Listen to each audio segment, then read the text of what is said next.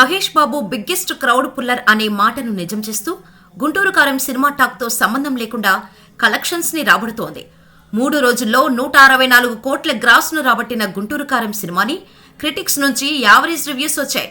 70,000 మంది గుంటూరు కారం సినిమాకి సినిమా చూడకుండానే నెగిటివ్ రివ్యూస్ ఇచ్చారు అనే మాట ఇండస్ట్రీలో వినిపిస్తోంది.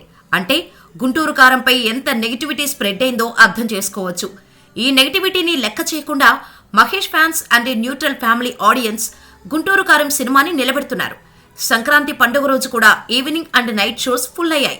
ఫెస్టివల్ సీజన్ ను క్యాష్ చేసుకున్న గుంటూరు కారం సినిమా ఫస్ట్ వీక్ లో రీజనల్ బాక్స్ ఆఫీస్ దగ్గర నెవర్ బిఫోర్ రికార్డును క్రియేట్ చేస్తూ 212 కోట్ల గ్రాస్ రాబట్టిందని మేకర్స్ నుంచి అఫీషియల్ పోస్టర్ బయటకు వచ్చేసింది.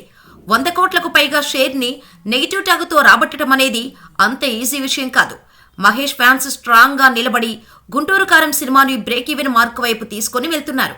ఇప్పటికే 85 to 90% బిజినెస్ రికవరీ చేసిన గుంటూరు కారం మరో 20 కోట్లను కలెక్ట్ చేస్తే చాలు బ్రేక్ ఈవెన్ మార్క్ ను రీచ్ అయినట్టే. మళ్లీ వీకెండ్ స్టార్ట్ అవుతుంది కాబట్టి గుంటూరు కారం సినిమా మళ్లీ సాలిడ్ కలెక్షన్స్ ని రాబట్టడం గ్యారంటీ. సో ఈ వీకెండ్ అయ్యేలోపు గుంటూరు కారం బ్రేక్ ఈవెన్ మార్క్ ను చేరుకోనుంది.